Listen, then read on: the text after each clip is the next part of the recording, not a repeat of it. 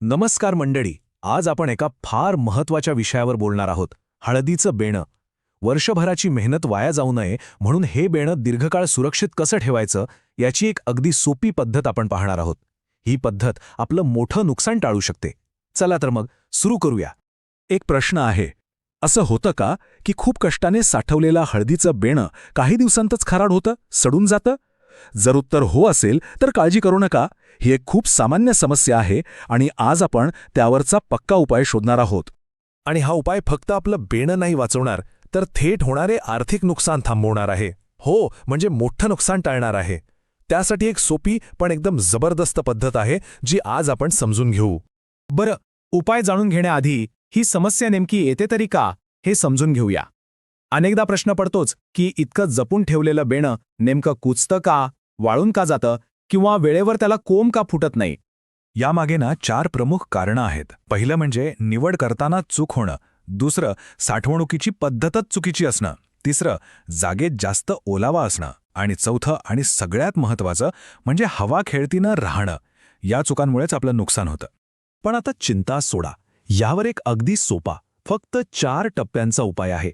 इतका सोपा की कोणीही सहज करू शकेल आणि आपलं सोनं असलेलं हळदीचं बेणं पुढच्या हंगामापर्यंत 100% सुरक्षित ठेवू शकेल. हे आहेत ते 4 महत्त्वाचे टप्पे: निवड, सुकवणे, प्रक्रिया आणि साठवण.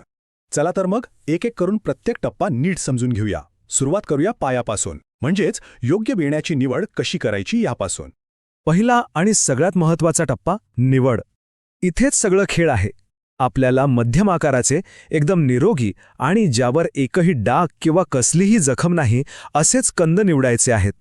लक्षात ठेवा, सुरुवात चांगली झाली की अर्ध काम झालंच म्हणून समजा. आता दुसरा टप्पा, आणि इथेच अनेक जण मोठी चूक करतात. निवडलेल्या बेणं कडक उन्हात अजिबात वाळवायचं नाहीये. त्याला 2 ते 3 दिवस मस्तपैकी सावलीत सुकू द्यायचं. याने काय होतं, त्यातील ओलावा योग्य प्रमाणात राहतो, कमीही होत नाही आणि जास्तही नाही. बेण्याला धक्का लागत नाही. तिसरा टप्पा हा एक प्रकारे आपल्या बेण्याचं सुरक्षा कवच आहे. बेणं साठवण्यापूर्वी त्यावर कार्बेंडाजिमसारख्या बुरशीनाशकाची हलकीशी फवारणी करायची. ही एक छोटीशी गोष्ट आहे, पण यामुळे साठवणुकीच्या काळात बुरशी लागण्याचा धोका जवळपास संपून जातो. हा टप्पा विसरू नका.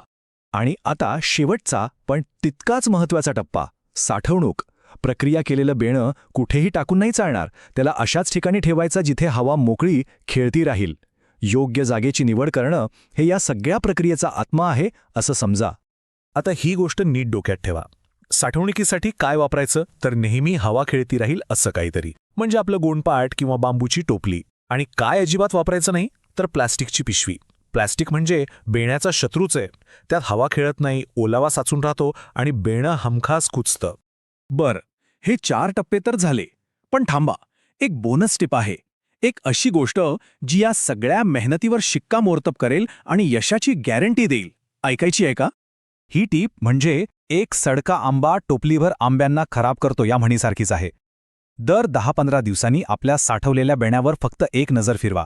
एकही कंद खराब दिसला की त्याला लगेच बाहेर काढा. अजिबात दयामाया न दाखवता, कारण तो एक कंद बाकीच्या सगळ्यात चांगल्या बेण्याला खराब करू शकतो. तर मग ह्या सगळ्या सोप्या गोष्टी केल्यावर आपल्याला मिळतं तरी काय? या मेहनतीचं फळ काय? उत्तर अगदी सोपं आहे, जास्त नफा. पण तो कसा? चला तेच पाहूया. हे गणित अगदी सरळ आहे. बघा, योग्य साठवण केली म्हणजे बेणं वाया जाणार नाही. बेणं वाया नाही गेलं की पुढच्या वर्षी उत्पादन जास्त होणार, आणि जास्त उत्पादन झालं की नफा पण जास्तच असणार. तर ही सोपी पद्धत नक्की वापरा आणि आपल्या घामाच्या प्रत्येक थेंबाचं सोनं करा.